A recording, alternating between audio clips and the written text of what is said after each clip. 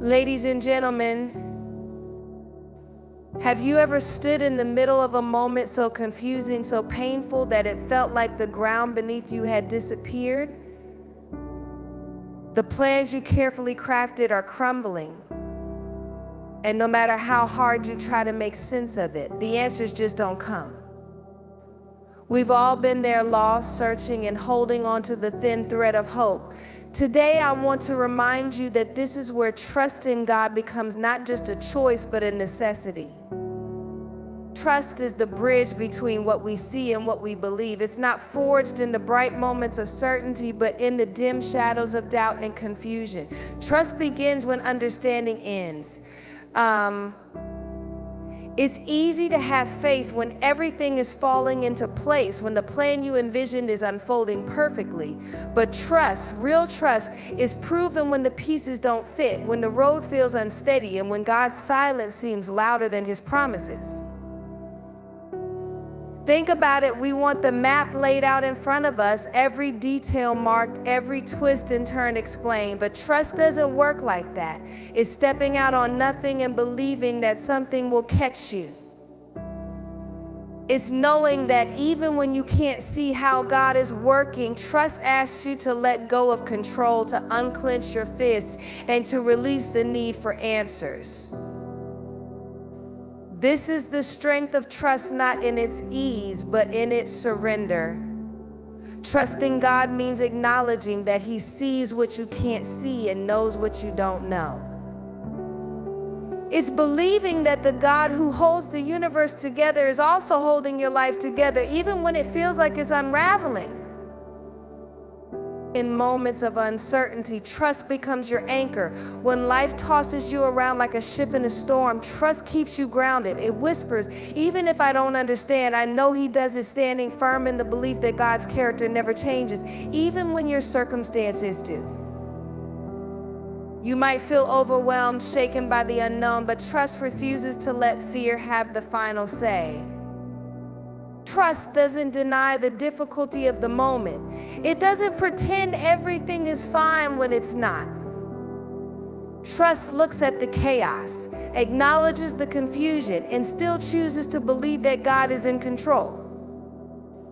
It's not about ignoring your feelings, it's about deciding that your faith is bigger than your fear.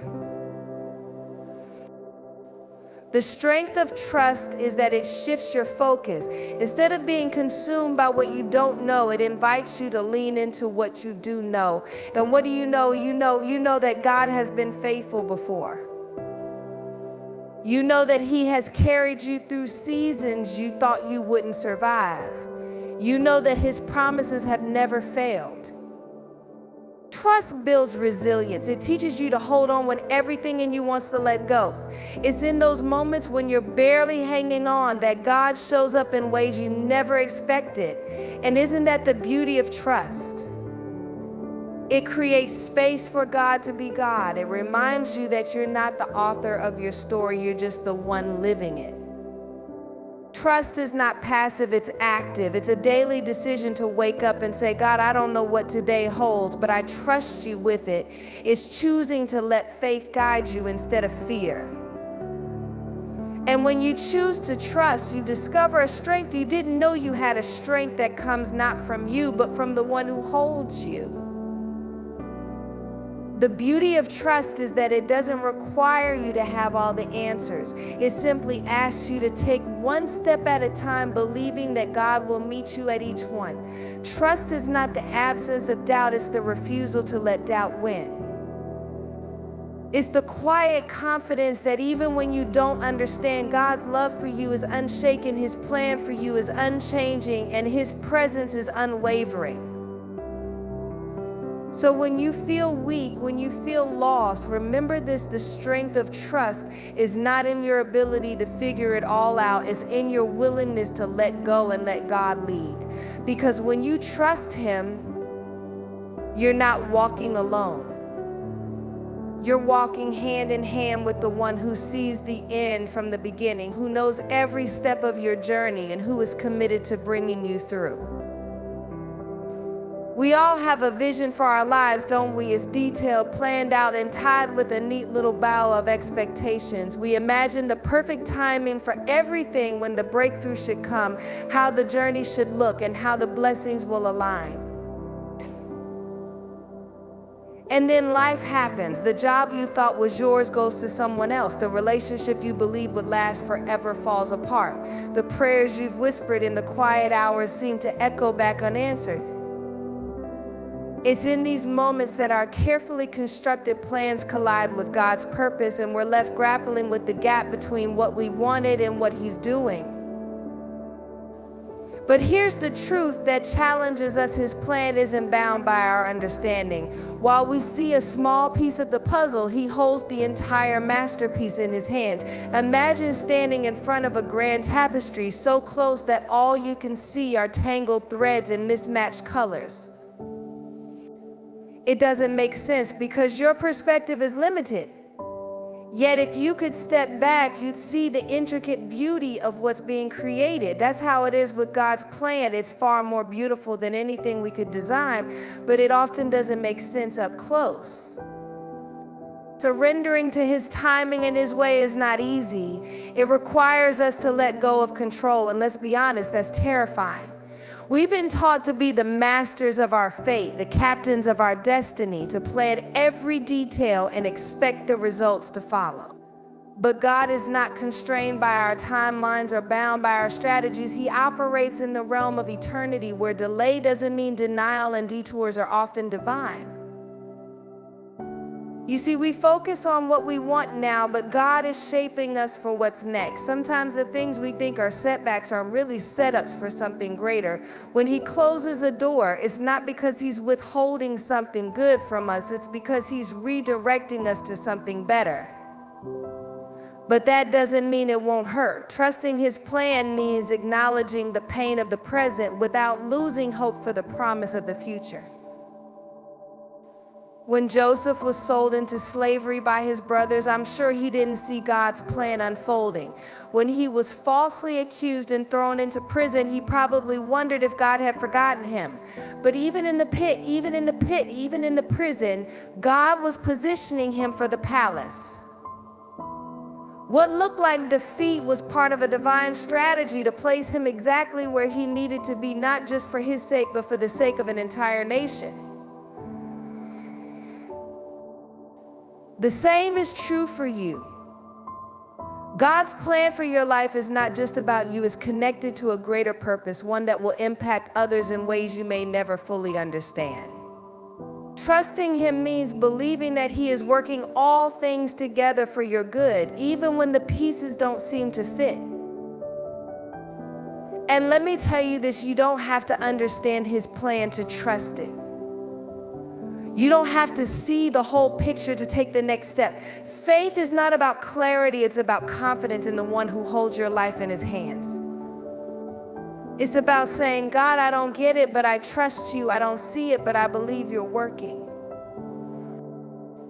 There is freedom in surrendering to His plan. It's not about giving up, it's about giving over. It's about trading our limited vision for His infinite wisdom, our frustration for His peace, our timeline for His perfect timing.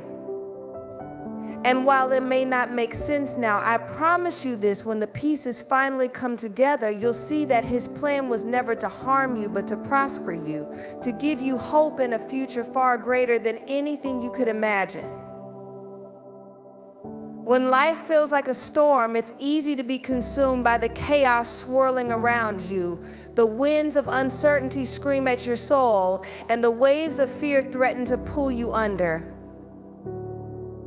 Every corner of your heart feels the weight of unanswered prayers, shattered dreams, or unexpected detours. And yet peace is possible not because the storm disappears, but because God stands with you in the middle of it. Finding peace doesn't mean you have all the answers. It doesn't mean the storm suddenly stops or the challenges magically fade. It means learning to trust the one who holds the storm in His hands. The truth is, God never promised that life would be without storms. What He promised was His presence, His protection, and His power to guide you through them. And sometimes that's all you need, just the assurance that he's there. Peace in the storm begins with a decision to shift your focus. When Peter stepped out of the boat onto the raging sea, his faith held him until his focus faltered. He began to sink when he fixed his eyes on the waves instead of the Savior.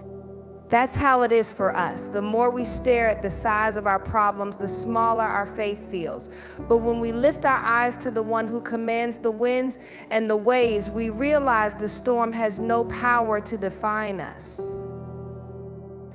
Sometimes finding peace means releasing control. We cling so tightly to the idea of how things should be that we exhaust ourselves fighting battles God never intended us to fight alone.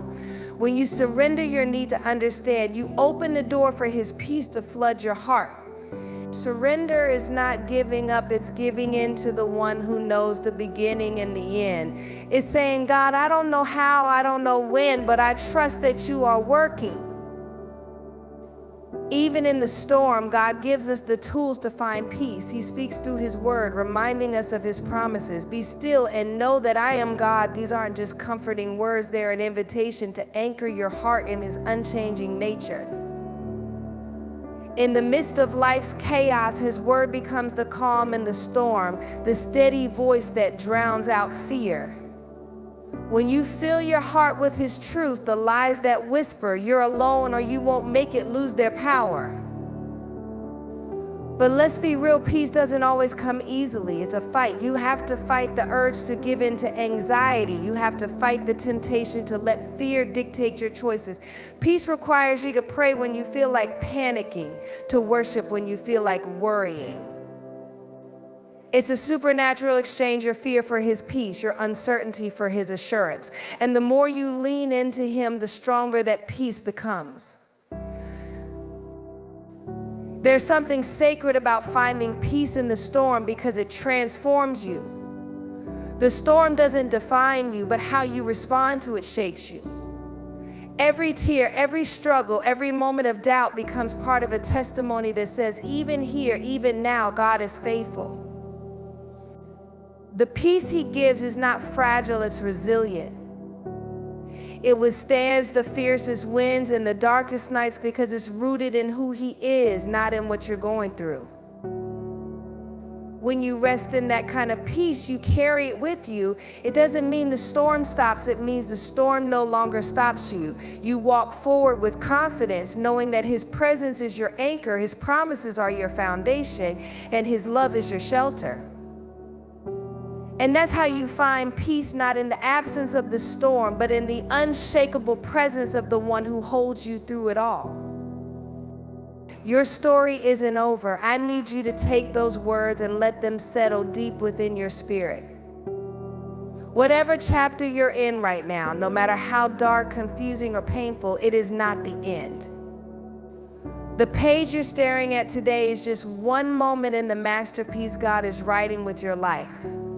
And let me remind you of something. Every great story has twists, turns, and moments of suspense.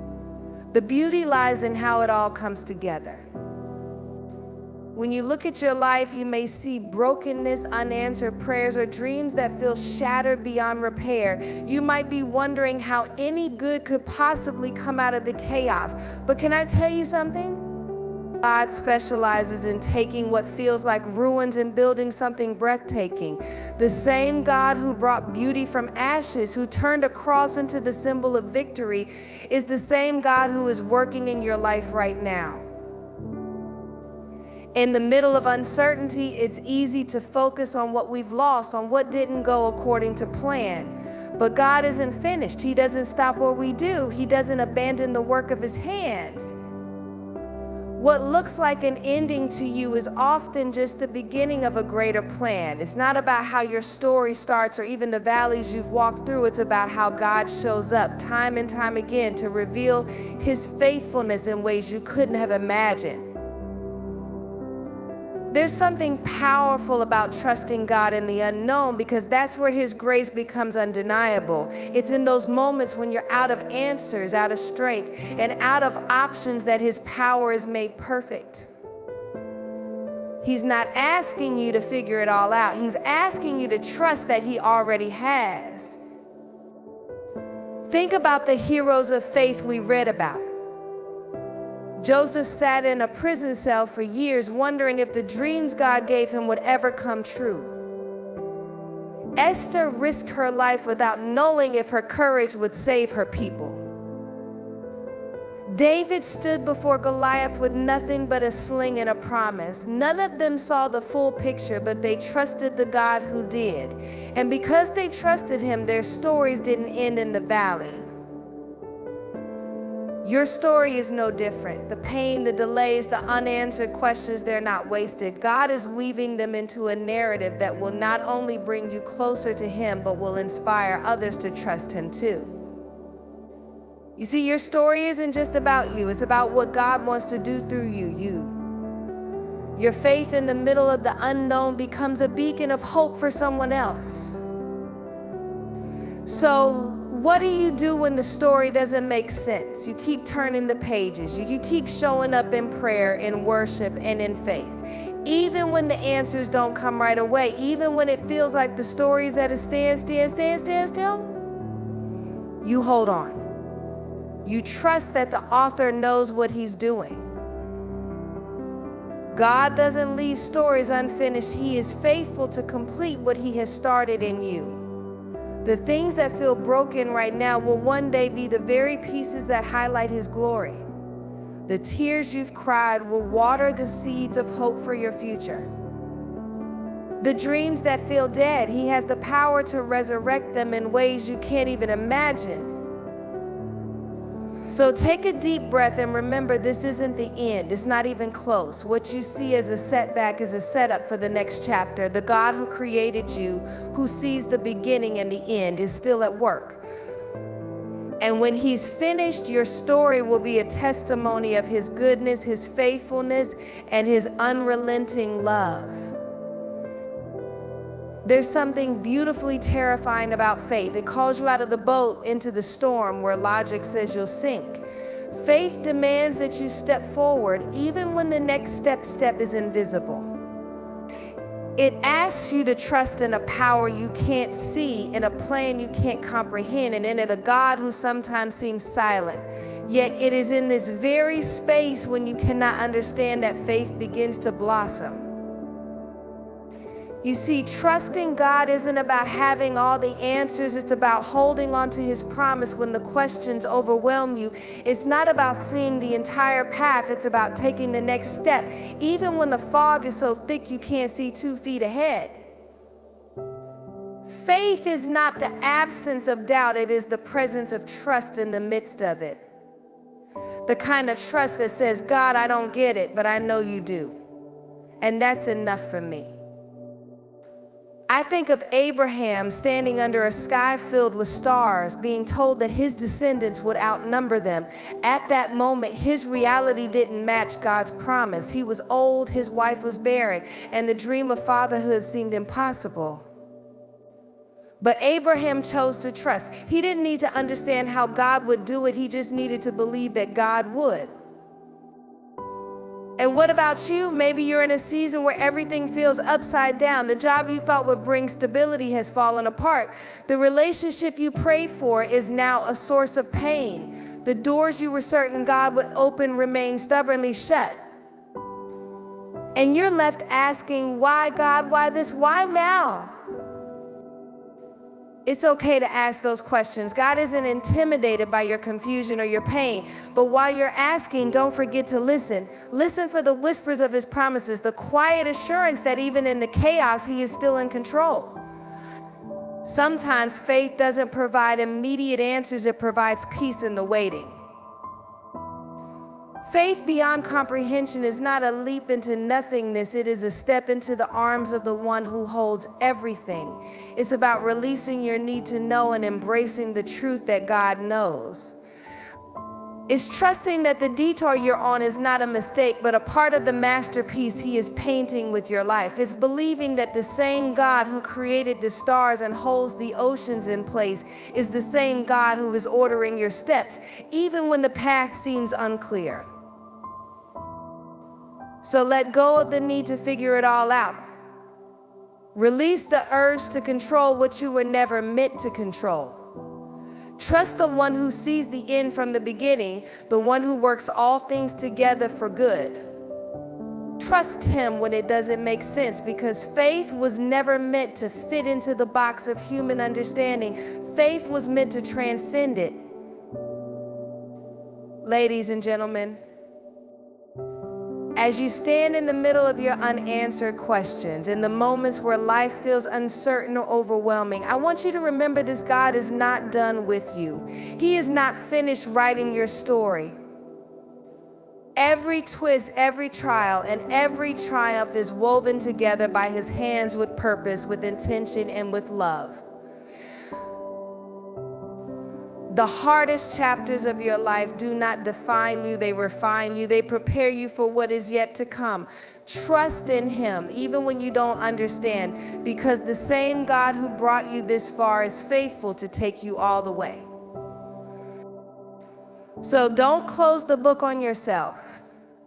Don't stop believing in the goodness of God. Your story isn't over. It's still unfolding. And when it's all said and done, it will be a story of grace, redemption, and victory. Trust him, even here, even now, because the best is yet to come. Thank you.